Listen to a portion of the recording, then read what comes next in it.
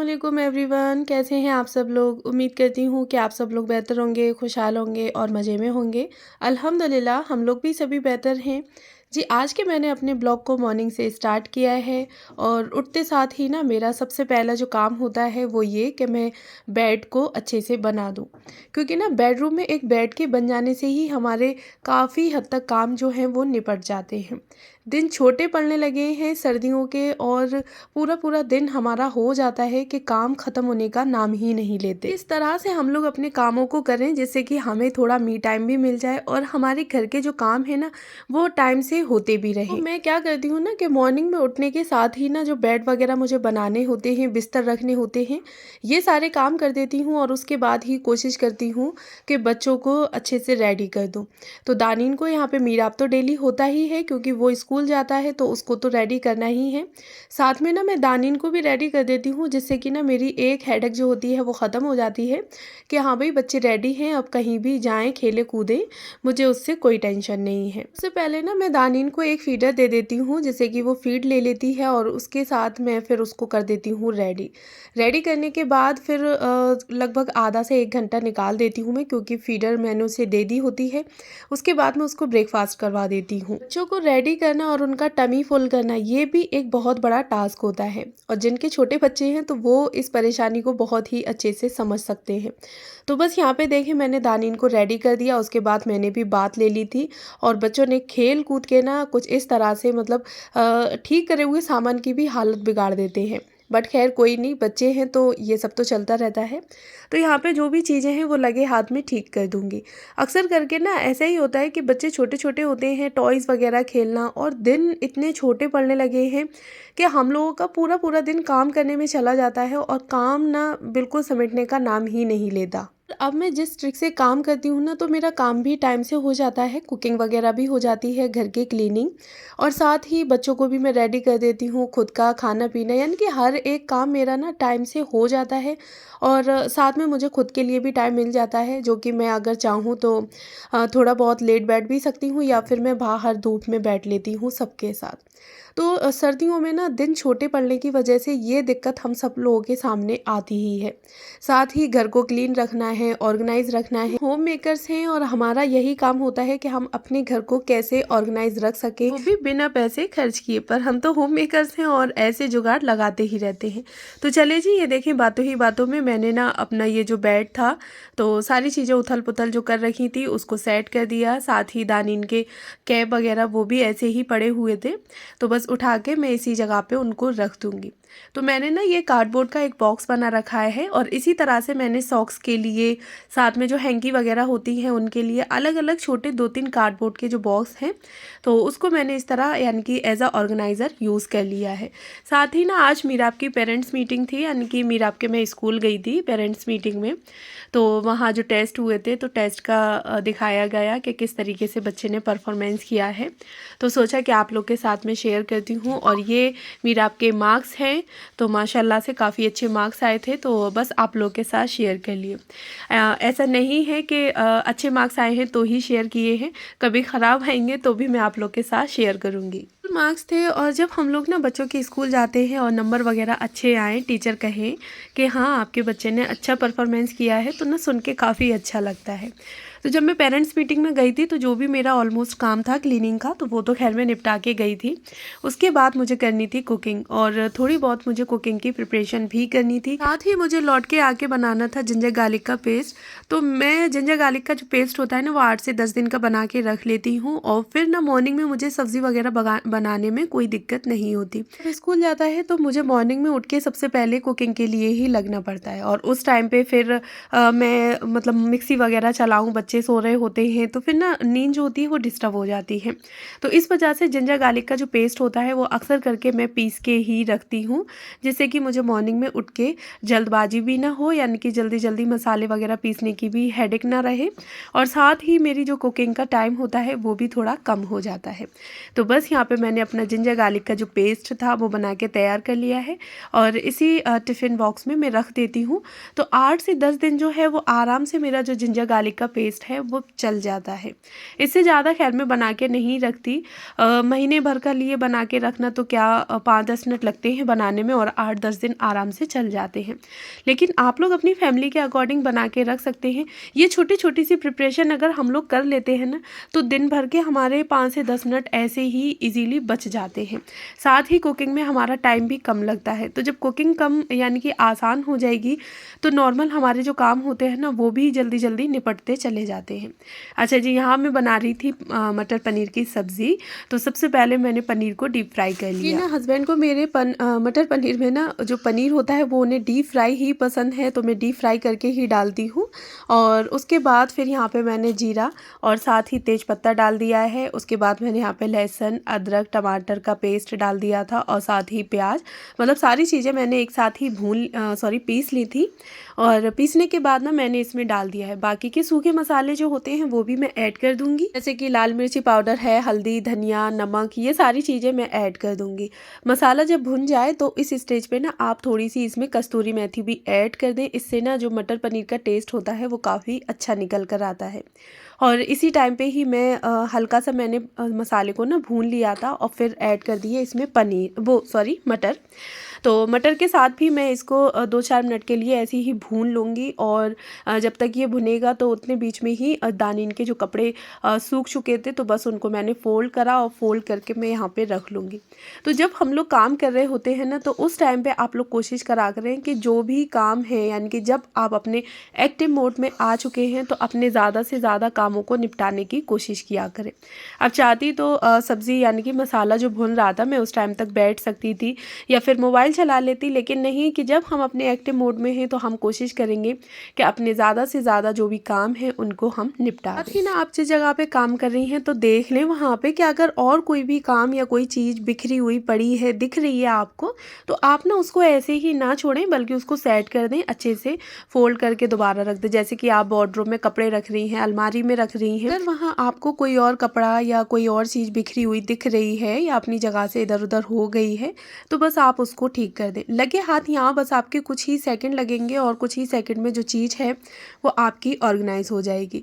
तो देखिए जी, बस यहाँ पे मैंने दानिन के कपड़े फोल्ड करके फटाफट से ठीक कर दिए, जो बिगड़े हुए थे उनको भी सेट कर दिया, पनीर डाल दिया, थोड़ा सा पानी डाल के 1 से 2 बॉयल ले लिए और बस सब्ज़ी यहाँ पे मेरी बन के रेडी हो गई।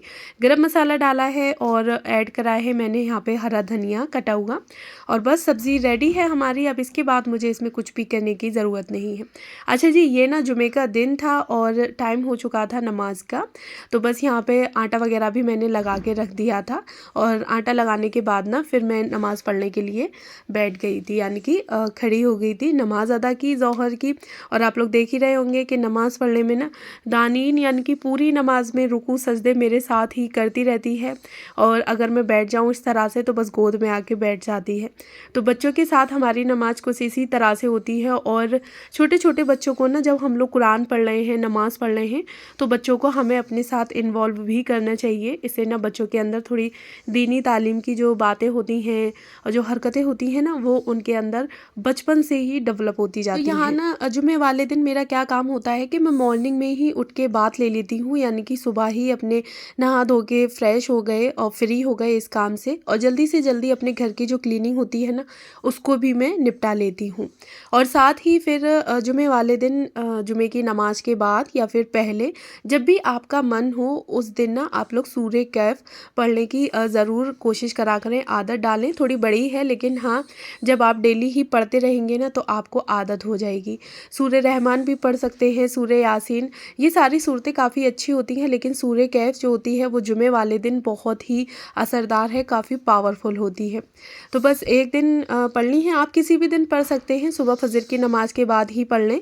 अगर आपको टाइम नहीं लग रहा है, आपको लग रहा है कि जुमे के बाद मुझे टाइम नहीं मिलता, तो आप फजर के नमाज के बाद ही पढ़ सकती हैं या फिर जुमे से पहले पढ़ लें, जुमे की नमाज से पहले पढ़ लें या फिर जुमे की नमाज के बाद, यानी कि जुमे वाले दिन आप कोशिश करें कि बस सूर्य कैफ पढ़ लें।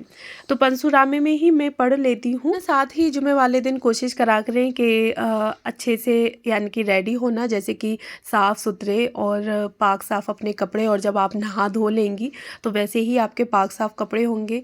साथ ही कोई भी आप इत्र वगैरह भी लगा सकती हैं, और जुमे वाले दिन आँखों में सुरमा लगाना भी सुन्नत होता है।